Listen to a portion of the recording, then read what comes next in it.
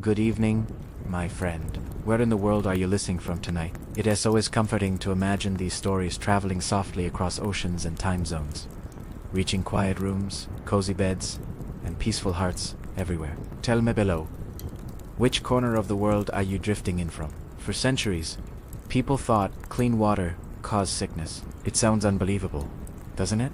But once upon a time, the shimmer of clean water was empty, a symbol of health.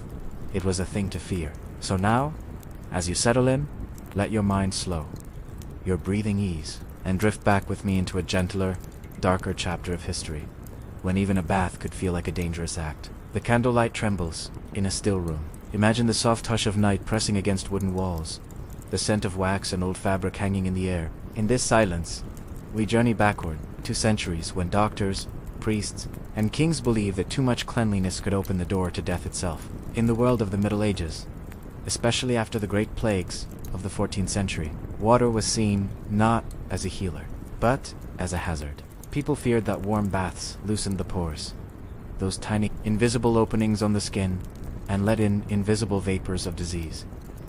They called them miasmas, bad airs that carried illness. So the people of Europe began to avoid bathing. They stopped visiting the bathhouses that once glowed with steam and laughter. The stone pools fell silent.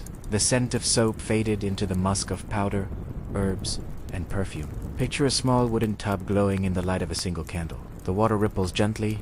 but no one dares to step in. The physicians of the time, men who wore long robes and spoke in hushed certainty, warned that bathing weakened the body's natural defenses. They believed in the four humors: blood, phlegm, yellow bile, and black bile. To disturb their balance was to invite fever or madness, and nothing, they said, disturbed them more than water touching the skin. So they prescribed dry cleaning instead, wiping the body with cloths soaked in vinegar or scented spirits. They told their patients to guard their pores, to stay warm, and never, ever bathe after eating or during illness. And people listened. Even queens, even kings. It is said that Queen Elizabeth I of England bathed only once a month, whether she needed it or not. In France, courtiers perfumed themselves daily but went years without touching soap and water. To smell sweet was enough. To feel clean was unnecessary, even dangerous. Strange, isn't it, to think of such luxury, silk, lace, jewels, resting upon unwashed skin. But it wasn't laziness or neglect. It was fear disguised as wisdom. The roots of this fear went deep. When the Black Death ravaged towns and cities, people noticed that many who had recently visited bathhouses fell sick soon after. They didn't know the plague spread by fleas and rats. All they saw was the patterned baths, then death, and drew their own grim conclusion. So they closed the bath. The water cooled, and the world began to dry out. Yet, before that darkness, water had been something holy. The Romans had once loved it, their cities filled with grand public baths, marble pools, and fountains that sparkled like living light. They bathed not only to clean, but to gather, to think, to be human. When Rome fell, so did its aqueducts, its fountains, its public baths. Europe forgot the comfort of water, and in its place, fear took root. Even as centuries passed, people clung to that fear. The Renaissance came and went, full of art, of light, of rediscovery, but still, doctors warned, bathing invites disease. Instead, they suggested perfumes, powders, and dry baths using cloth and herbs. Yet still, in quiet villages and by lonely rivers, some souls resisted. A mother might bathe her child at dawn, hidden from sight. A farmer might wade into a stream after a long day,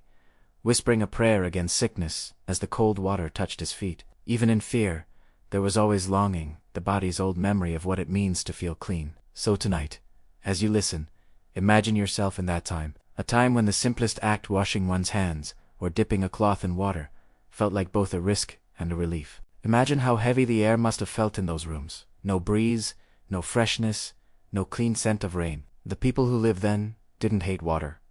They simply didn't understand it. And in that misunderstanding, centuries passed. For now, let that thought rest in your mind like a pebble dropped into still water, rippling outward, softly, endlessly.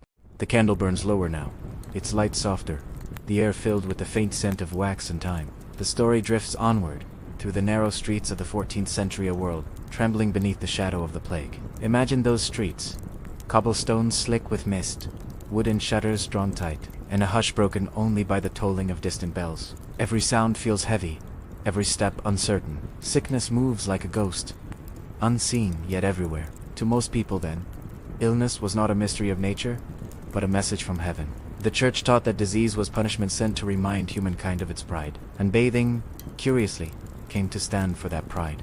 To cleanse the body, they said, was to honor vanity. To endure dirt was to show humility. Water, once sacred, became suspect. Public bathhouses that had survived since Roman times were denounced as sinful placestu.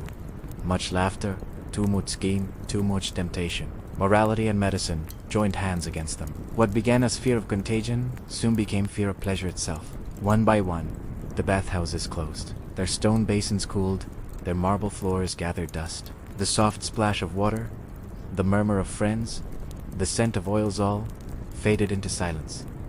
Inside monasteries, rules grew stricter. A monk might wash his hands before prayer, perhaps his feet before a holy day. But full bathing was rare, sometimes forbidden altogether. The clean body, they warned, could hide a dirty soul. And yet, the contradiction shimmered everywhere. Holy water was sprinkled in blessings, baptismal fonts overflowed at Easter, and pilgrims drank from sacred springs. The same element feared for its danger was still cherished for its divinity. Between faith and fear, people improvised. They rubbed their skin with claws dipped in vinegar or wine, believing these sharp scents could drive away sickness. Physicians encouraged it, claiming that strong odors kept away the bad airs, the miasmas that carried disease. Perfume became protection. A pomander filled with cloves, or lavender hung at the waist, was thought to guard the heart from plague.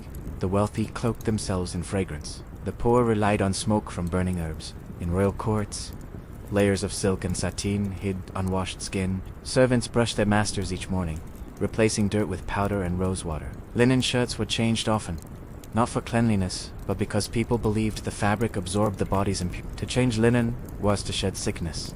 The irony is gentle but clear. They feared water, yet yearned for purity. Doctors of the time reinforced the dread. They insisted that hot water opened the pores and allowed disease to enter. Warm baths were said to dissolve the body's strength, cool baths to invite chills and fevers. Even a simple face wash could, in the wrong season, disturb the balance of the four humors. Spring and autumn were especially dangerous. They warned the body to restless between heat and cold. Imagine living in such careful caution, waiting for the right month, the right weather, the right mood of heaven before touching water to your skin. And yet, away from the cities, near rivers and wells, quiet defiance survived. Peasants still washed when the fields were empty and dawn was pale. Mothers still bathed their infants in wooden basins. Old healers whispered that water could calm fever, cleanse wounds, soften pain. They were seldom thanked for it. Europe had become a land perfumed against itself. The scent of musk and rosemary drifted through cathedrals and palaces, masking the truth that fear had made people strangers to their own flesh. Still, history moves like a tide. Even in its ebb, it prepares the next rise. A few curious minds began to question the old rules. Scholars studied ancient texts that spoke of Roman baths and Greek springs. Travelers returned from the east with stories of hammam steam baths bright with marble, and Songen wondered if perhaps Europe had forgotten something. In those quiet questions, a new era stirred. But that awakening was still centuries away. For now, the world remained dry, perfumed, and devout. Picture again the empty bathhouse. A cracked basin, a single candle reflected in still water. Outside, the wind sighs through a ruined archway. Inside, silence reigns, the silence of a people who once worshipped water, now too afraid to touch it. Let that image rest in your mind like a ripple slowly fading. The night deepens, and history softens around the edges. The world you've been imagining, dry, perfumed, wary of its own reflection, begins to stir. For centuries, Europe had feared the touch of water, but now, small ripples of change were forming beneath the surface. It began not with rebellion, but with wonder. Travelers who journeyed eastward, merchants, ambassadors, scholars, returned with stories that shimmered like dreams. They spoke of the Turkish hammams and the public baths of Persia, where steam curled through domed ceilings and marble floors gleamed like moonlight. They told of people bathing daily, joyfully, and living long, healthy lives. These tales unsettled and fascinated Europe. Could it be, they wondered, that water was not a poison, but a blessing? The Renaissance had already cracked open the old certainties. Art, science, and philosophy were breathing life back into Europe's imagination. Ancient manuscripts, long forgotten in monasteries, were translated again. In those yellowed pages, scholars found the voices of Greece and Rome, voices that once praised bathing as a ritual of strength and purity. Hippocrates had written that warm water soothed the spirit and calmed the blood. Roman writers described baths as places of rest, of social gathering, even of healing. These rediscovered words began to whisper against the old fears. And so, quietly, the idea of bathing began to shift. Still, caution lingered. Doctors of the 16th century did not suddenly abandon their humors and myths. Instead, they reinterpreted them. They said, perhaps bathing could be safe, if done carefully, at the right temperature, at the right time of day. Bathing manuals appeared, slim, elegant books, describing how to wash without harm. They instructed readers to bathe only when the air was calm, to avoid drafts, to cover the body quickly afterward. Hot baths were still discouraged, but tepid ones, especially with herbs or milk, were said to restore the spirit. Imagine a noblewoman's chamber around this time, a copper tub gleaming softly by the fire. Servants pouring warm water infused with chamomile or rose petals. The lady reclines, half in fear, half in pleasure, believing herself both cleansed and courageous. The sound of the water echoes faintly off stone walls, strange and forbidden, yet irresistibly soothing. In cities like Florence and Venice, new bathhouses began to open. Discreet, private, elegant, they were no longer places of public gathering, but of quiet healing. People came not to socialize, but to mend the body, to recover from fever. Duas, Achis to strengthen the humors. Bathing had not yet become normal. It was still an event, a treatment, almost a ceremony, but it was returning. In Paris, a physician named Ambroise Père began to speak of cleanliness in connection with wound care. He found that washing injuries with boiled water helped them heal faster, though he did not yet know why. In England, others experimented with bathing the sick in herbal waters. Slowly, the idea that water might cleanse rather than corrupt took root again. Still, superstition clung like dust to every discovery. Even those who washed often kept their doors shut tight afterward, fearing that cool air would rush in through their open pores. They wrapped themselves in linen and wool, whispered prayers, and hoped the fever would not find them. But knowledge has a way of seeping through cracks, like water finding its course. By the late 1600s, new sciences were stirring: anatomy, chemistry, and what we would one day call medicine. The microscope revealed unseen worlds. The pulse, once thought mystical, became measurable, and with each small revelation, the fear of bathing lost a little power. Water was slowly reclaiming its dignity. In some towns, bathhouses reopened under new names: health houses, healing springs. The term hydrotherapy was not yet known, but the practice was quietly alive. People visited natural springs in France and Germany, believing their mineral waters could cure melancholy, gout, and grief alike. The air there was quiet, filled with birds and the murmur of streams.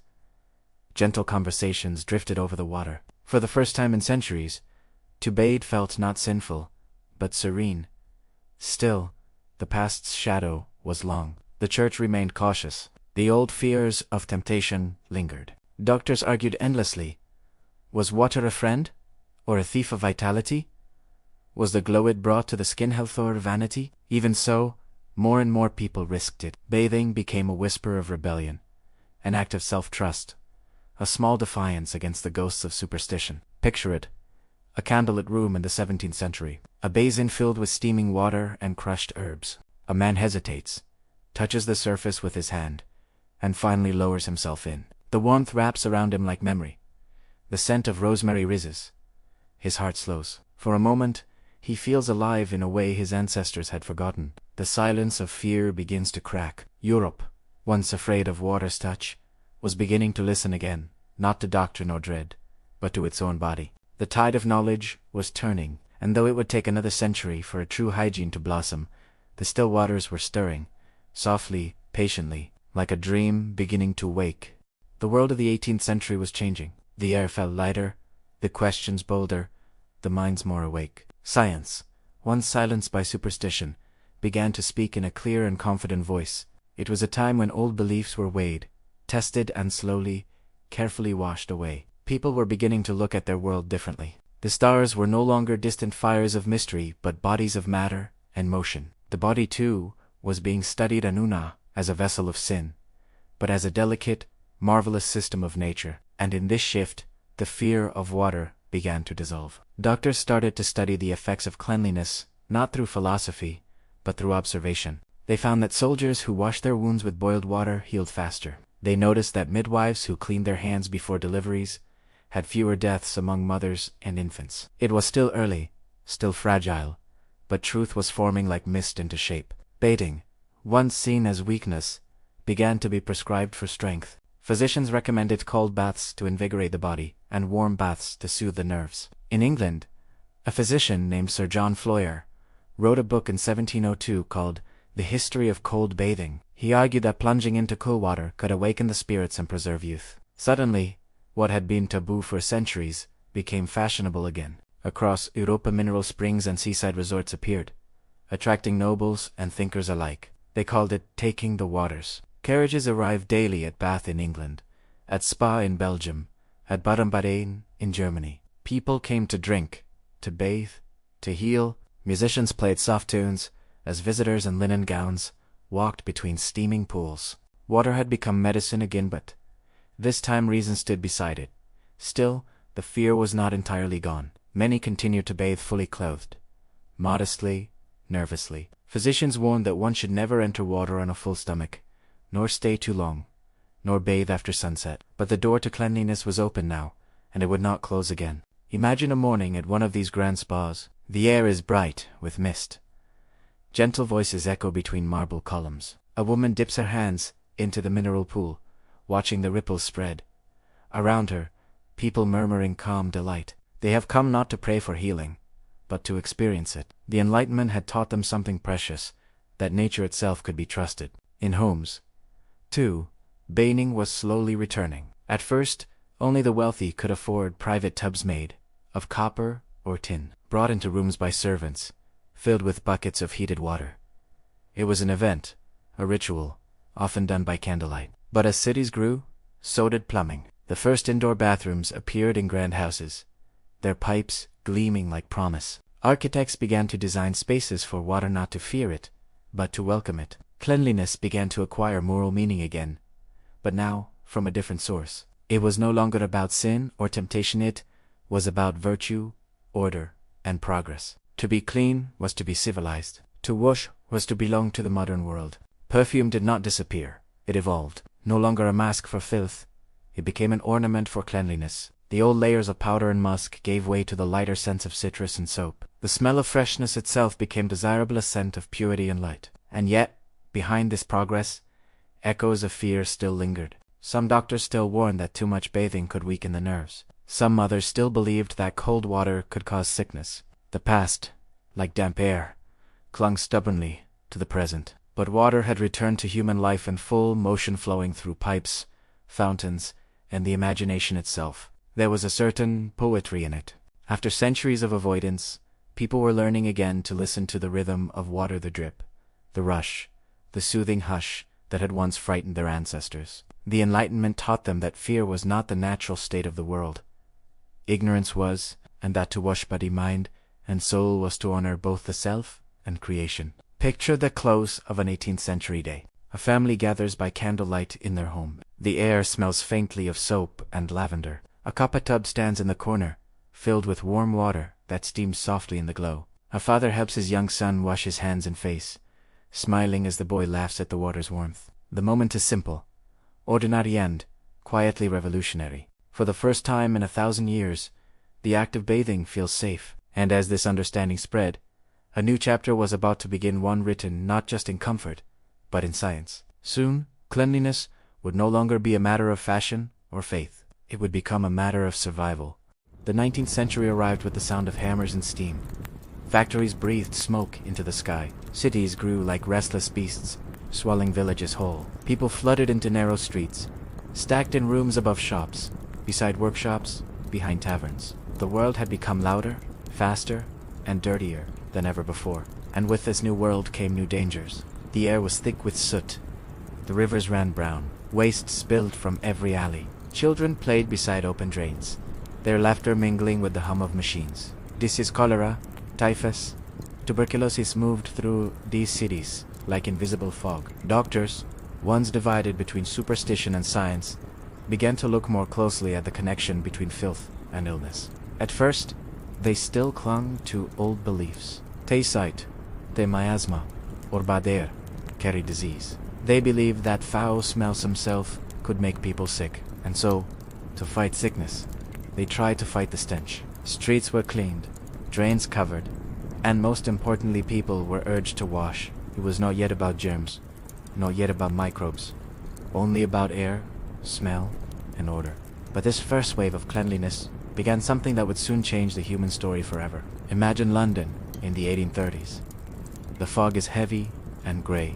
Horse-drawn carts clatter over cobblestones slick with rain and waste. Inside narrow homes, candles flicker beside tin basins. A mother heats water over the fire, pours it carefully into the basin, and calls her children to wash their faces. It is not luxury, it is survival. Soap, once rare and costly, became an industry. Factories in England and France began to produce it in large quantities, mixing animal fat and lye with perfume and color. Bars of soap were sold in markets, beside bread and cloth. For the first time, the scent of cleanliness began to reach even the poorest homes.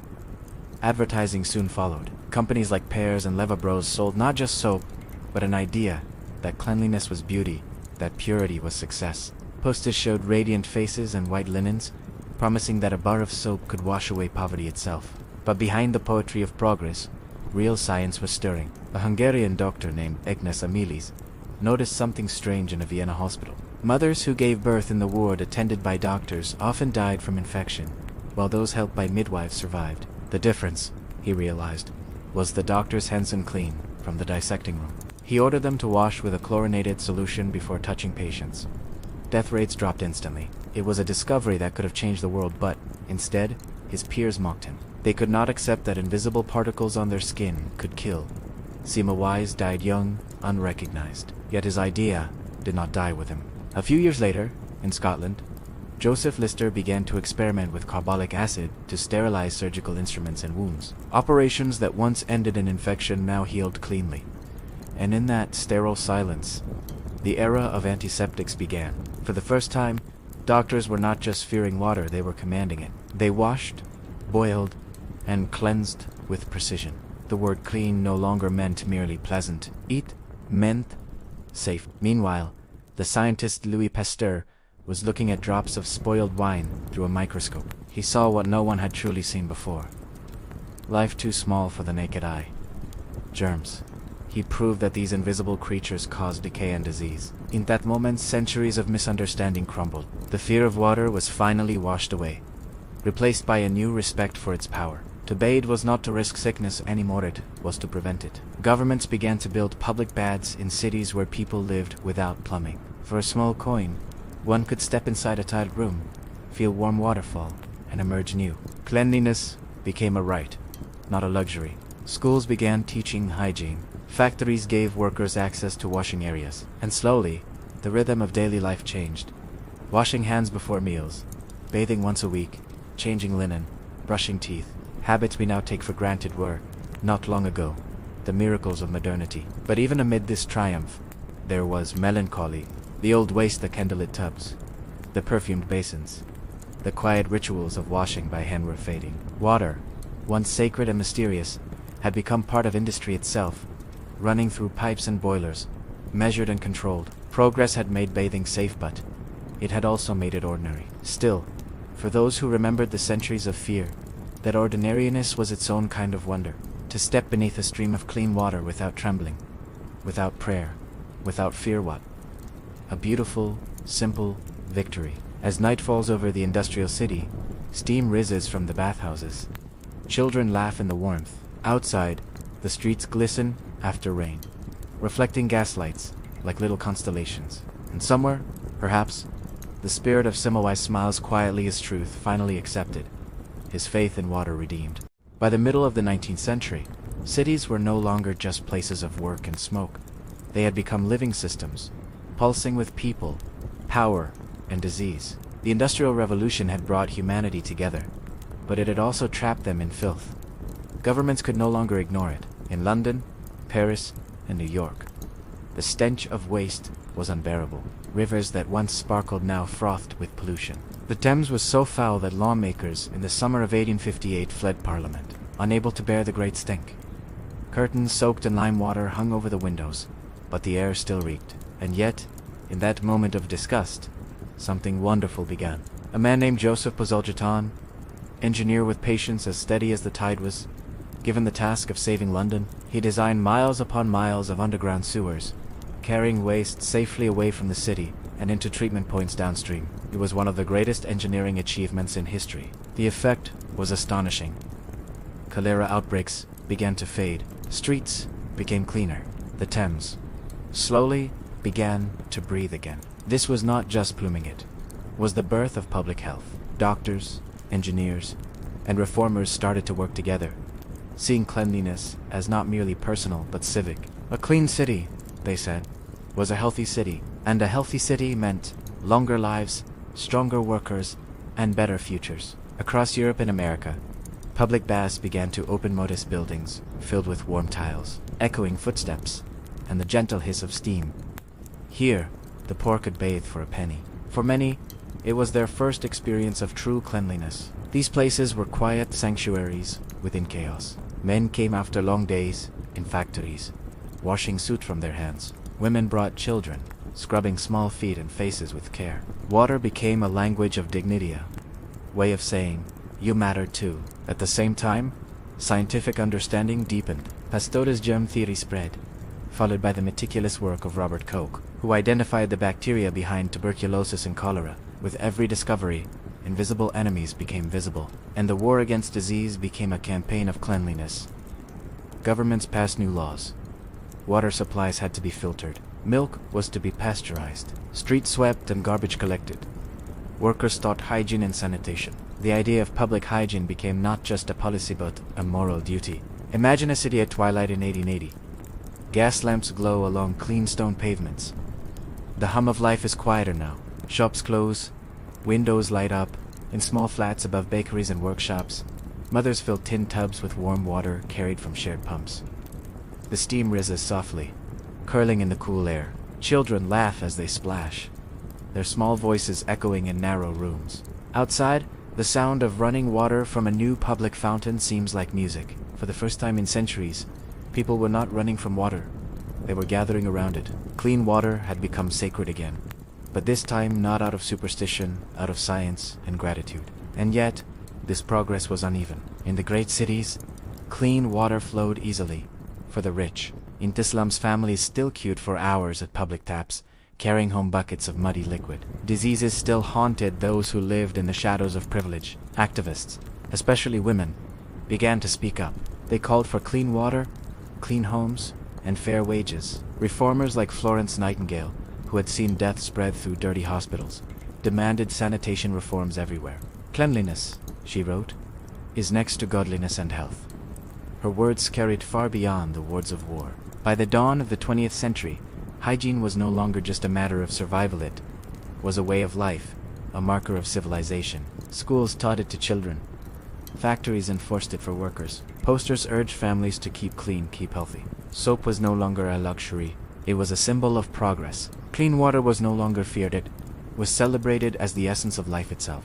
Yet behind the triumphs, there remained something poetic, almost tender. The ancient fear of water had given way to reverence, but also to dependence. Humanity had learned to control water, but not to forget its mystery. Even in the most modern homes, as pipes hissed and baths filled, there was a quiet awe in the sound of flowing water. The same element that once terrified doctors was now a lullaby of comfort. Close your eyes and imagine it. A quiet apartment, early evening. A faucet runs softly into a porcelain tub. The light fades, and the sound of water fills the air, a rhythm older than memory, older than fear. The world has washed itself clean, at least for now. But the story of bathing, of our relationship with water, was far from over. For in the 20th century, as technology soared and cities gleamed with glass and metal, water would become not just a blessing but a question. How much could we use? How much could we waste? And what would happen when purity itself began to vanish? By the early 20th century, water had conquered the home. No longer fetched from rivers or wells, no longer shared in public bathhouses, it now flowed directly into the heart of everyday life. The private bathroom became a symbol of modern civilizational. Small temple to cleanliness tucked behind every door. Tiles gleamed white, taps shone silver, and porcelain tubs reflected soft light. The very look of these rooms whispered of purity. It was an era of transformation. Electricity hummed, cities glowed, and inventions reshaped what it meant to live well. Alongside telephones and automobiles came something quieter, but just as revolutionary: plumbing. For the first time in history, ordinary families could turn a handle and summon water hot or cold, as they pleased. It was nothing short of magic. In magazines and advertisements, bathrooms were portrayed like sanctuaries. A mother bathing her child became an image of love. A man washing his face before work became a picture of discipline. Soap brands grew into empires luxe. Life Palmolive promising not just cleanliness, but happiness, beauty, and success. Bathing was no longer about fear or disease. It had become about identity. To be clean was to be modern. To be fresh was to belong to the new world. Morning baths became rituals of renewal. Evening baths became symbols of rest. The scent of soap, the soft towel, the quiet drip of water, all of it turned into a language of comfort that echoed through homes around the world. Even architecture followed this rhythm. Builders designed sleek bathrooms with built-in tubs, faucets that gleamed like jewelry, and mirrors that reflected the idea of progress. 100 years earlier, water had been feared as dangerous. Now, it was the centerpiece of peace. But beneath this new comfort, the traces of old beliefs still lingered. In some rural areas, people still hesitated to bathe too often. They believed frequent washing could weaken the body or invite chills. Yet, generation by generation, those fears softened, faded, washed away by education, advertising, and habit. Cleanliness had become a quiet kind of faith. As cities grew larger, governments invested in waterworks reservoirs, treatment plants, and filtration systems. Engineers turned rivers into arteries of civilization, ensuring that every home could drink, cook, and bathe with ease. It was a triumph of science, but also a delicate balance. Because the more we built, the more we needed. The more water we used, the more we began to take it for granted. Think of a home in 1930. The radio plays softly. A woman draws a bath as evening light filters through lace curtains. Steam rises, curling against the window pane. She sinks slowly into the warmth, the day's worries dissolving like dust in rain.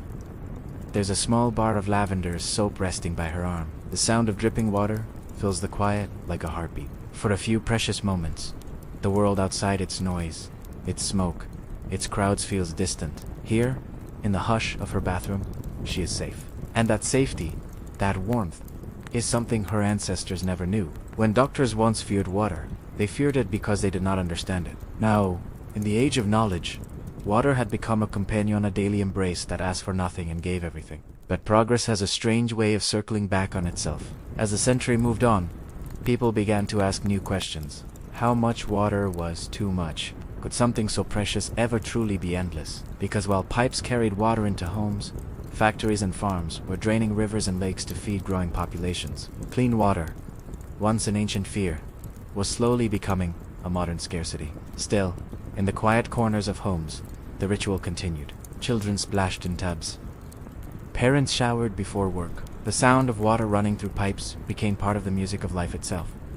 There was beauty in the simplicity of it. Water that once carried danger now carried peace. And yet, even as humanity mastered the art of cleanliness, it also began to forget the humility that once came with it.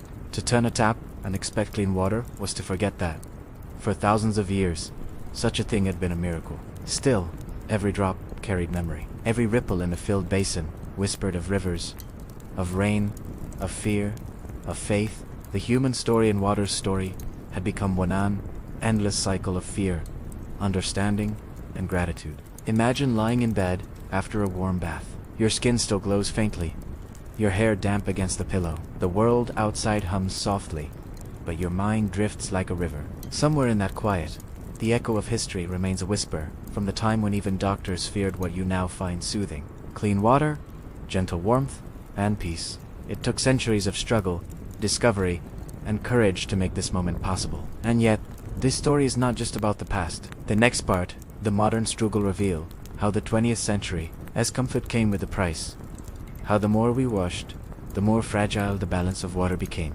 The world of the mid-20th century was bright with optimism. Cities sparkled with electric light.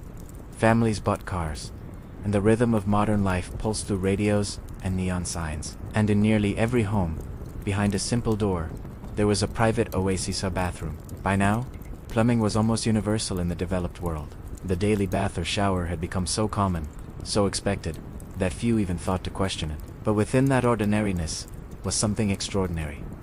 Humanity had finally made water its servant. For centuries, people had feared it. Now, with a twist of the wrist, they commanded it warm, steady, obedient. The bathroom became a mirror of the modern dream. Tubs grew larger, sinks more elegant. Faucets gleamed like silver streams under electric light. Designers spoke of spa-like serenity long before the word spa became common. Where once baths had been cramped, candlelit rituals of necessity, now there were spaces of comfort and style. The advertising of the era captured this transformation perfectly. In glossy magazines of the 1950s and 60s, women smiled in spotless bathrooms, their hair wrapped in towels, their tubs surrounded by flowers and bubbles. A modern woman, one AD read, keeps herself and her home spotless. Cleanliness was no longer just healthy, it was identity, dignity, aspiration. Soap companies became empires. Shampoo, conditioner, bath oils, and body washes filled shelves with promises. Silky skin, freshness all day, purity you can see. Perfume once covered filth. Now it enhanced purity. But this new world of abundance carried hidden shadows. The water that flowed so freely into homes did not appear by magic. Behind every bath and faucet lay vast systems, reservoirs, dams, and treatment plants feeding the thirst of millions. Cities drew more and more from rivers that had sustained life for centuries. In America, the Colorado River began to shrink. In Asia, the great rivers of India and China carried both life and waste. In Europe, industrial pollution turned once clear waters into dull gray veins. Yet, within homes, the illusion of purity was perfect. A glass of clear water from the tap, a steaming shower, a shining tub, each seemed to promise an endless supply. And so, the culture of water turned indulgent. Showers became longer, baths deeper. Hotels competed for the most luxurious bathrooms. Magazines displayed marble tubs overlooking city skylines or oceans. Water became art, a medium for peace and pleasure. It was easy to forget that this comfort rested on fragile ground. But here and there, faint warnings began to ripple through the calm.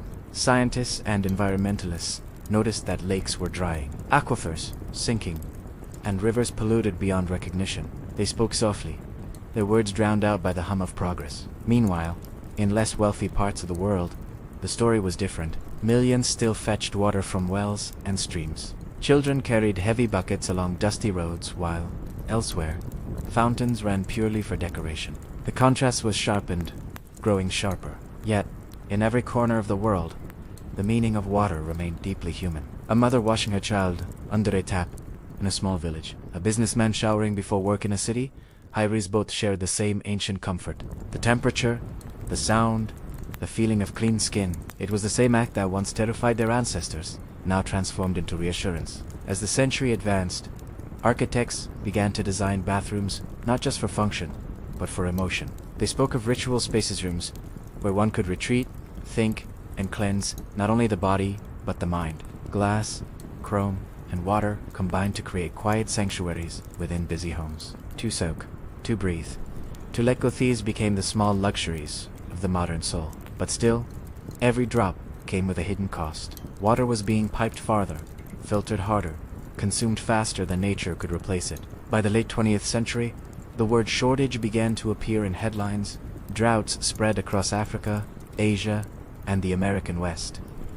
Rivers ran lower, lakes turned to salt, and scientists warned of a future where clean water might once again become a privilege, not a right. And yet, each evening, in homes across the world, people still filled their tubs, turned their taps, and listened to the familiar, soothing sound of water.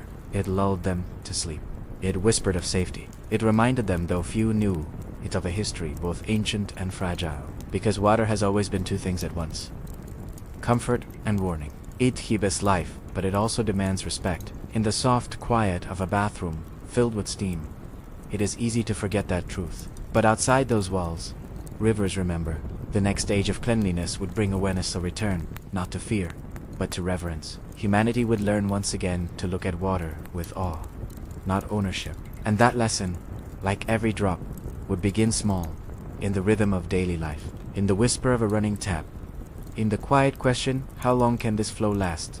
At the turn of the 21st century, the world stood before a mirror of its own making. For generations, we had built our homes around the flow of water. We trusted it, celebrated it, consumed it, without hesitation. But now, the reflection in that mirror began to change. The same taps that once sang with abundance began to echo questions. Water scarcity, once a problem for distant lands, became a global concern. In cities that glittered with glass towers and luxury bathrooms, droughts arrived quietly, unexpectedly. Lawns turned brown.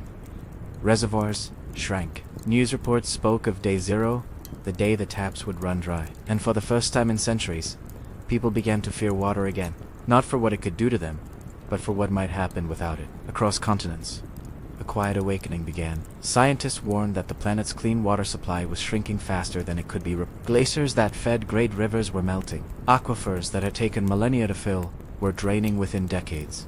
But alongside this unease, something beautiful was happening too. Humanity, as it often does, began to remember. To remember that water was not a machine, nor a possession, but a living rhythm, the pulse of every landscape in life. The story of bathing, which had once been about disease and comfort, now turned toward consciousness. Designers began to create bathrooms that used less water, showers with misting technology, toilets that recycled gray water, taps that paused automatically, flowing only when needed. The age of indulgence was slowly, gracefully giving way to an age of awareness. Yet this was not austerity, yet was mindfulness. People began to rediscover the meaning behind the act of bathing. What was once only cleanliness became meditation. A warm shower at the end of a long day was not just about washing away sweat. It was about washing away noise, clutter, and haste. In Tokyo, New York, and Berlin, designers began building homes where water flowed like part of nature, itself indoor streams, stone basins, open-air baths that blurred the line between inside and outside. This new world spoke softly of balance. Clean water, once feared, once worshipped, was now being treated with quiet respect again. A full circle from ancient awe to modern care. In some places, the echoes of the old fears still lingered in new forms. People feared chemicals in their tap water, contamination from industry, or the loss of taste and purity in something so essential. Bottled water became a global commodity, a strange echo of medieval superstition, this time sealed in plastic and sold by the liter. But even that, in its irony, revealed how deep our longing for pure water truly runs. Around the world, movements began to rise. Communities protecting rivers, farmers learning sustainable irrigation, governments setting limits on waste. And in homes, people began to time their showers, reuse rainwater, and think twice before letting a tap run. It was as if humanity, after centuries of trying to master water, was finally learning to listen to it again. Imagine a night in a quiet apartment. You turn off the tap after washing your hands, and for a moment, the silence feels heavy. You realize how easily that small sound water flowing freely could vanish. You remember that somewhere else, far away, someone is walking miles to find a single bucket. The thought hums softly in your chest. Gratitude, maybe. Or humility. And in that feeling lies the new heart of bathing, the idea that water, even in its smallest flow, connects every life. The rituals of washing remain. Warm showers, soft towels, a cup of tea afterward. But beneath the calm surface, something deeper has returned. Awareness. The same awareness that ancient civilizations once had when they built baths beside sacred rivers. The same reverence medieval doctors forgot when they turned away from the element they feared. Now, once again, people were beginning to understand what water truly was, a gift, not a guarantee. In the soft rhythm of modern life, the old echoes have become whispers of wisdom. Use gently. Honor deeply. Remember where it comes from. And as cities glow beneath the night sky, pipes hum beneath our feet like ancient rivers reborn. Every drop that falls carries the story of 1,000 years of fear, discovery, indulgence, and care. Humanity has finally learned to see water not as enemy or servant, but as partner. And so, the act of bathing, so simple, so ordinary, has become, once again, sacred. The modern world hums with speed. Screens flicker, messages appear and vanish. Clocks rule every moment, and yet when we turn the tap, something ancient awakens. The flow of water is one of the last pure sounds that silences thought. It does not argue. It does not demand. It simply is. In this gentle century, people began to rediscover that bathing could heal not only the body, but the mind. No longer a luxury or superstition, it became therapy, a return to stillness, one breath at a time. In Tokyo, there is the ritual of the ofuro, deep, wooden tub filled with steaming water. One enters not to wash, but to be washed by silence itself. The wood creaks softly, the steam wraps around the face, and the worries of the day dissolve like ink in warm light. In Finland, the sauna holds the same reverence. Heat presses gently against the skin, and with every drop of sweat that falls, there is a quiet surrender. The cold plunge that follows is a rebirth anak, older than language. Even in cities that never sleep, New York, London, salt people began to seek their small sanctuaries. Not cathedrals or temples, but bathrooms filled with soft light, where the hum of water becomes prayer. Modern psychology soon caught up with what ancient minds already knew. Warm water lowers stress hormones. Rhythmic sounds of dripping and splashing can slow the heartbeat. Immersion in water brings the same calm as meditation. But beyond the science, there is feeling. A shower at night becomes a ritual of release. Every droplet feels like a whisper saying, "Let it go." All of it. Just for now, people who once rushed through their routines began to slow down. Some dimmed the lights, added candles, or let soft music fill the air. Others used essential oils, lavender, cedar, eucalyptus, not just for scent, but to remind themselves that breathing could be enough. In a world where anxiety had become common, these moments of water became small sanctuaries of peace. Doctors began to prescribe hydrotherapy, not for disease, but for disconnection. And psychologists spoke of mindful bathing, teaching people how to be fully present in the simple act of washing. To touch water was to come home to oneself, to the earth, to the quiet center that modern life often forgets. Even language changed. Words like cleanse, refresh, rinse took on emotional weight. People spoke of washing away grief, of feeling renewed, of starting fresh. Every phrase carried the echo of something ancient, the idea that purity was not just physical, but spiritual. Artists captured this new devotion in light and color.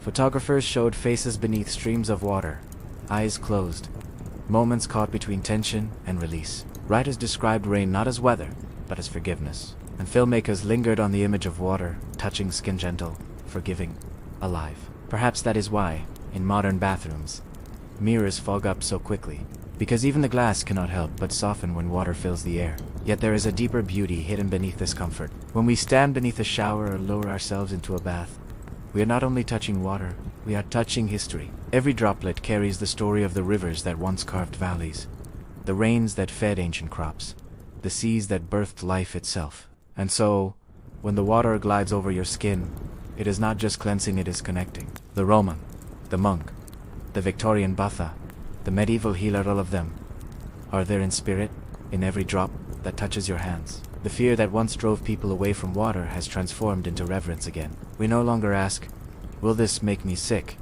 We ask, can this make me whole?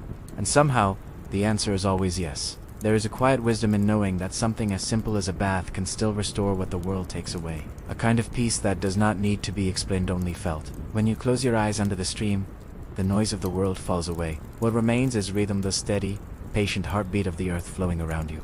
You remember without words that you too are made mostly of water, that your tears, your blood, your breath all belong to the same source. And for a few fleeting minutes, you feel weightless, timeless, clean in a way that has nothing to do with soap or skin.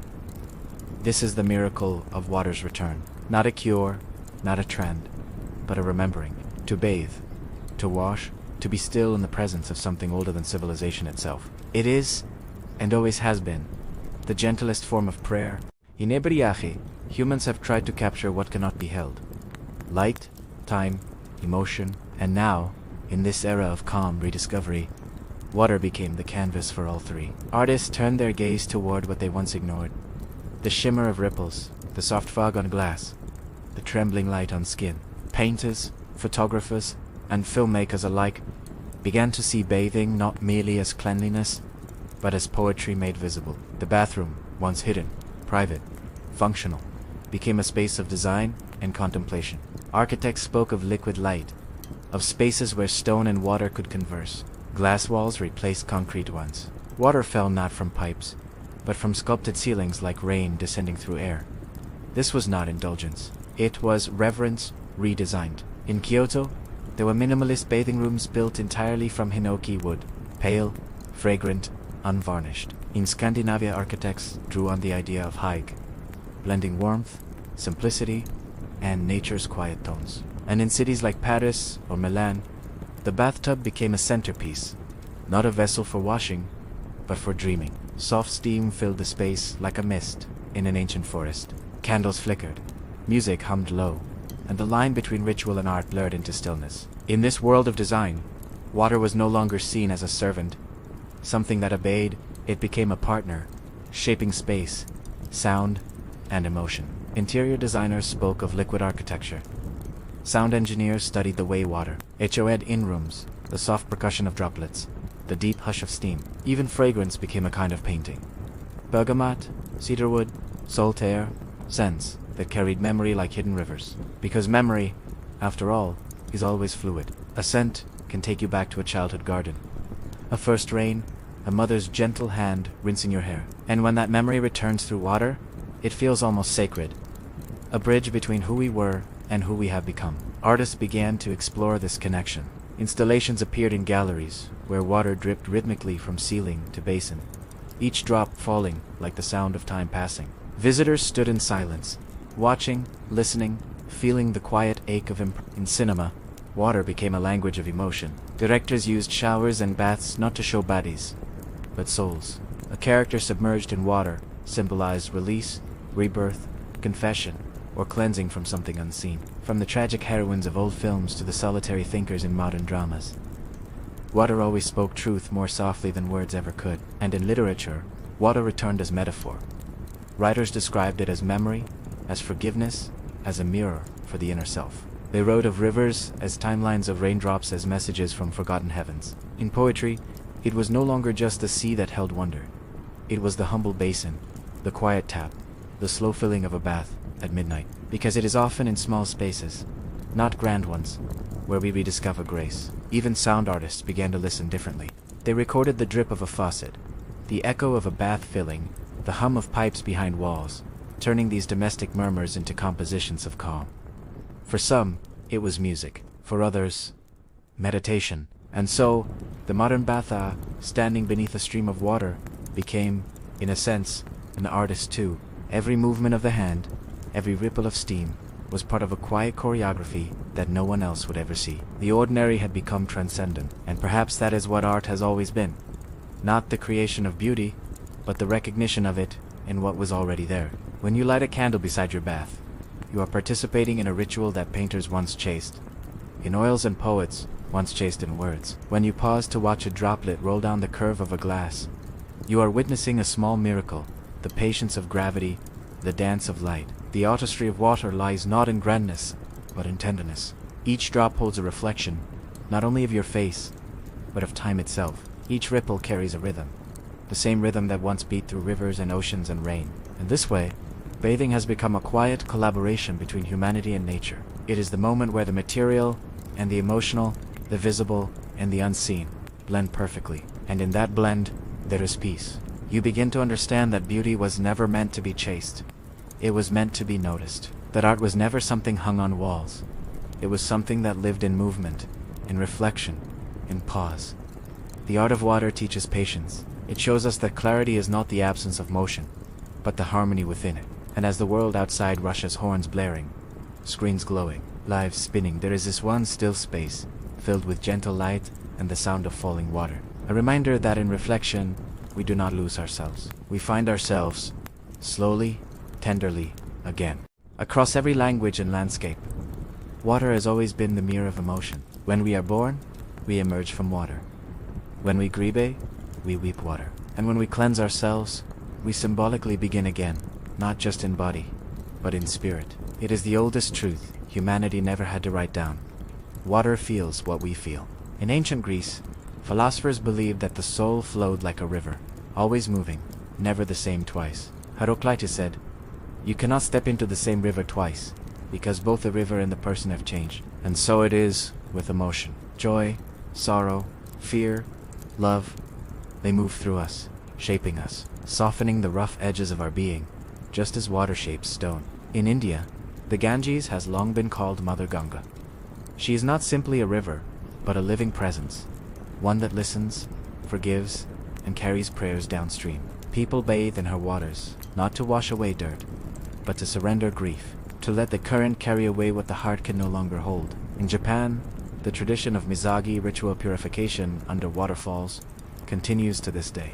A person stands beneath the crashing cold water, body trembling, breath short, spirit stripped bare. It is not punishment. It is renewal. To stand under something so powerful is to remember humility. To feel small, yes, but also profoundly alive. And in the deserts of the Middle East, where water is rare, it holds sacred weight. Each drop is a gift.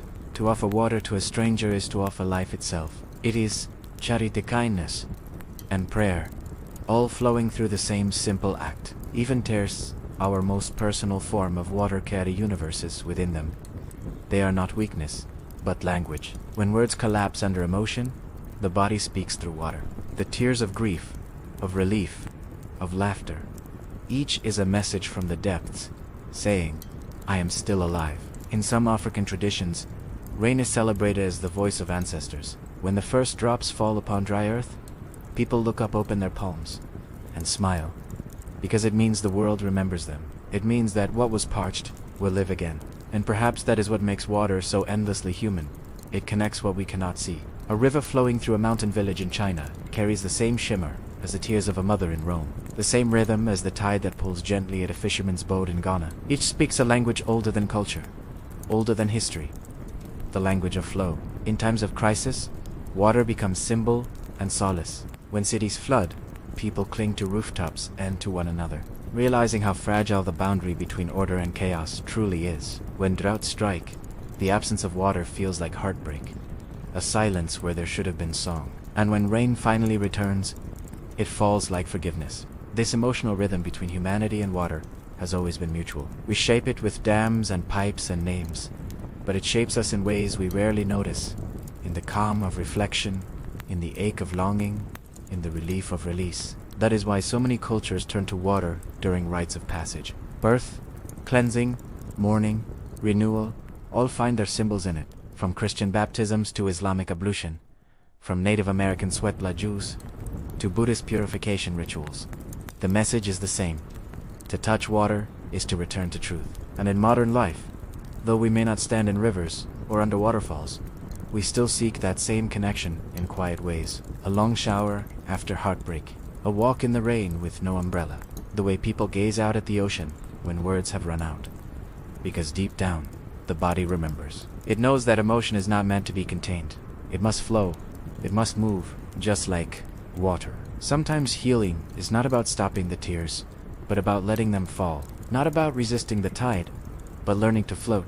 The truth is, humanity's greatest comfort has always come from the same element that once frightened it. The same water once feared for disease now carries our gentlest meanings. The same rivers, once used for survival, now carry poetry, music, and prayer. Even science, in its quiet way, has begun to affirm what mystics always knew, that water responds to energy, that sound and emotion can shape its patterns, that our thoughts, our music, our touch leave traces, even in what seems invisible. And so, when you cup water in your hands, when you let it slip through your fingers, you are touching something that has passed through mountains, clouds, bodies, and tears. You are part of its story, and it is part of yours. Every person on earth has felt the same element in different ways.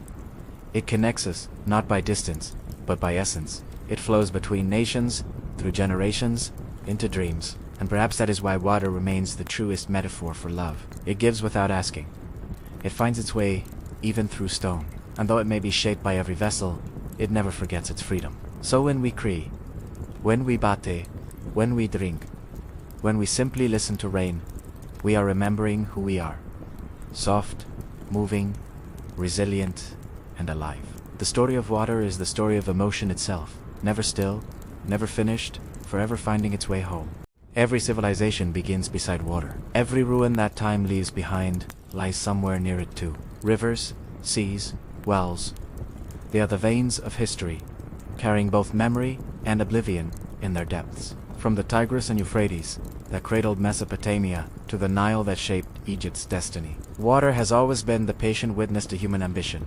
It has seen temples rise and sink, kingdoms bloom and vanish, plagues come and fade. It has held our triumphs and our ashes alike. The ancient Egyptians believed the Nile was not only the river of life, but the path to eternity. Its annual flooding, though destructive, was also a promise, a reminder that destruction and renewal are not enemies, but partners. Each flood was a reset, a cleansing of the land and of time itself. In Greece, the river Lethe was said to erase all memory for souls crossing into the afterlife. To drink from it meant forgetting who you were, leaving behind the weight of the world. But the myth held a quiet question. Was forgetting mercy, or was it loss? In contrast, the Celts spoke of holy wells that remembered waters that carried blessings, dreams, or prophecies. People would drop coins or pins into their depths, hoping the water would keep their wishes. It was not superstition. Really, it was trust. A belief that something eternal moved within the surface shimmer. Through all of this, one truth remained. Water keeps no shape, but it keeps story. It absorbs what we give it. The soot of cities, the tears of prayer, the reflections of stars. It carries everything, yet complains of nothing. And even now, in our modern world of concrete and electricity, the same principle flows. Every drop that leaves a tap has been here before. The water that fills your bath tonight may have fallen as rain on Roman stones, or dripped from the leaves of an ancient forest, or laying 4 centuries beneath desert sands. We call it the water cycle. But in quieter terms, it's memory in motion. This idea humbles us. It means the same molecules that once cooled a mammoth's tongue now cool ours. The same rain that fell on pharaohs' tombs now taps softly on city windows. Time, it turns out. Docent teridi pas. It flows. And in that flow lies the great paradox of humanity's relationship with water. We try to contain it, but we are the ones contained within its rhythm. When droughts come, we remember dependence. When floods come, we remember humility. When water runs clear, we remember gratitude. And when it disappears, we remember fear, the same fear our ancestors once felt when wells dried or rivers turned dark. So, every generation returns to the same lesson. Respect what you cannot replace. Ancient warnings are written in the language of water. The story of Noah's flood, the drowning of Atlantis, the submersion of coastal empires. Each tale, myth or memory, whispers the same truth, that balance is fragile, and arrogance is punished not by gods, but by nature itself. Yet, for all its power, water forgives. It cleanses. It waits. After every storm, the sea smooths itself again. After every drought, rain eventually returns. No matter how much humanity forgets, water remembers the pattern of mercy. Perhaps that is why it has always fascinated dreamers and scientists alike. We can map its currents, measure its weight, study its chemistry, but we can never quite capture its spirit, because spirit cannot be bottled. A drop of water contains both past and possibility. It has touched stars as vapor, mountains as ice, soil as dew. It has been frozen, freed, lifted, and lost countless times. Yet here it is again, in your glass, in your bath, in your breath. That is time's quiet miracle.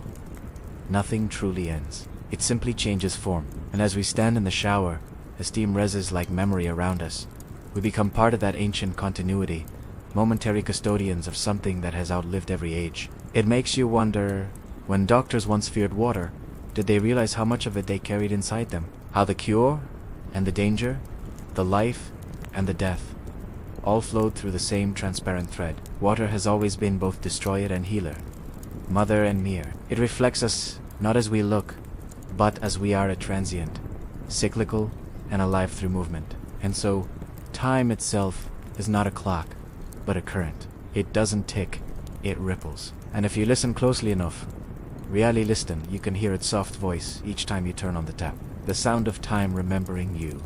The 21st century is the age of paradox. We know more about water than any generation before us. Its chemistry, its motion, its hidden worlds beneath the surface. And yet, It is slipping through our fingers faster than ever. Across the globe, invisible battles are being fought over it. Nations guard rivers with treaties.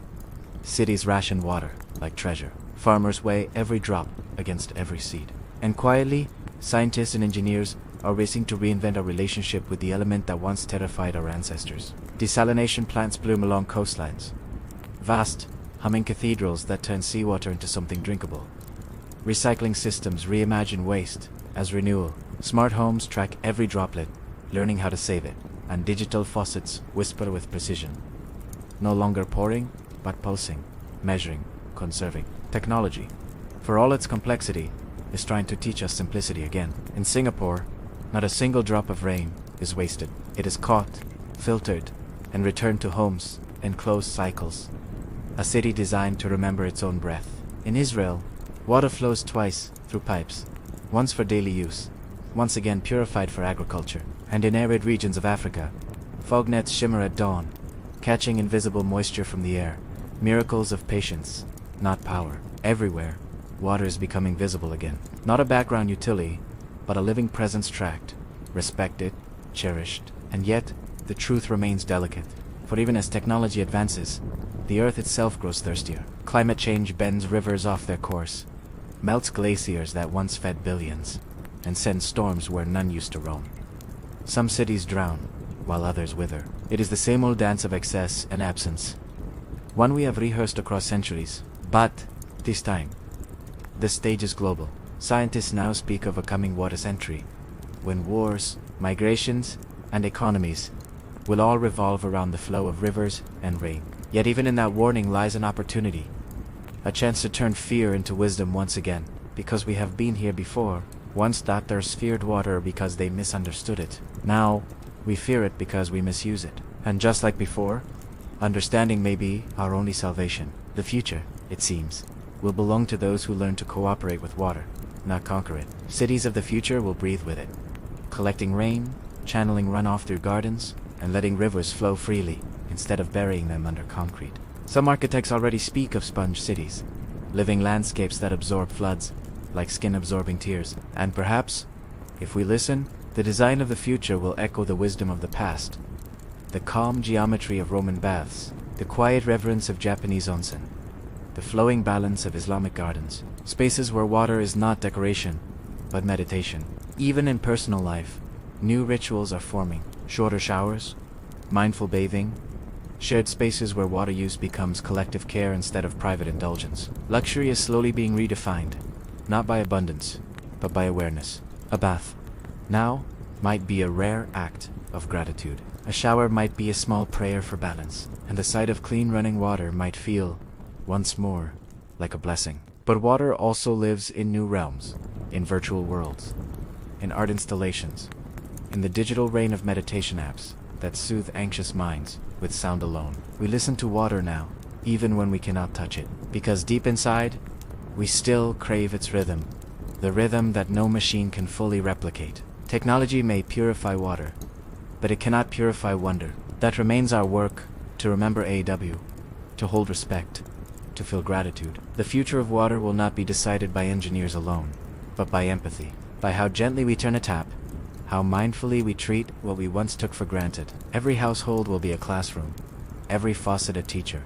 And one day, when future generations look back, they may ask, what did it take for humanity to remember that water was never the enemy? Maybe they'll find the answer in the simplest of places, in the way we bathe, not to waste, but to be still. In the way we built cities that let rivers breathe again. In the way we finally learned that survival and serenity were never opposites. The age of fear began with ignorance. The age of wisdom begins with listening. Because the future, like water, will flow where it is given room to move. And perhaps that is the truest lesson of all, that the only way to master water is to live in harmony with its flow. The night is quiet again. A single candle flickers beside an old wooden tub, its flame dancing lazily in the draft. The water inside glows faintly still, calm, holding a mirror to everything that came before. If you listen closely, you might almost hear it, the faint whisper of time itself, tracing its way from the Roman baths to medieval fears, from Victorian soap to the clean tiled silence of the modern bathroom. Each ripple carries a memory, each reflection a lesson. Once, water was worshipped, Then, it was feared. Then, forgotten. And now it waits, patient, as ever, for us to truly see it again. Perhaps that's why this story began not in grand palaces or bustling cities, but in something so simple, the act of bathing.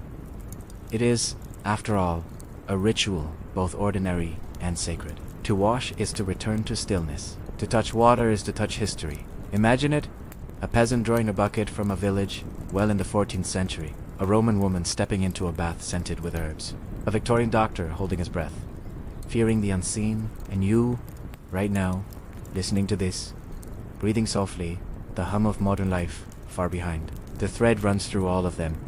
It's invisible, but constant. It is a reminder that water has always been both mirror and teacher, reflecting not only our faces, but our beliefs. For centuries, we misunderstood it. We called it dangerous when it was our own carelessness that poisoned it. We called it impure when it was our ignorance that clouded it. And slowly, gently, we began to learn that water was never cruel. It was simply honest. It reflected what we gave it. Now, when we step beneath the stream of a shower or sit quietly by a lake, we are not just cleansing skin. We are reconnecting to something older than words. We are continuing the story that began before memory, when rivers shaped the first settlements, when rain meant hope, when every droplet carried meaning. Think of that candle again, small, flickering, fragile, yet able to hold back the dark. That is what understanding did for humanity. We feared the unseen until we dared to look closer. We blamed the water until we found the truth within ourselves. And in that act of discovery, we cleansed more than our hands. We washed away centuries of fear. Now, in this quieter age, water has become more than a resource. It has become a reflection of our relationship with the world and with ourselves. How we treat it shows how deeply we've learned to care. How gently we use it shows how far we've come from the days of superstition. And yet, there is still something ancient within every drop. Something that refuses to be owned or tamed. Water still belongs to no one and to everyone. It still flows toward balance, finding its level, its calm, its truth. Maybe that is the lesson we were meant to learn all along, that peace.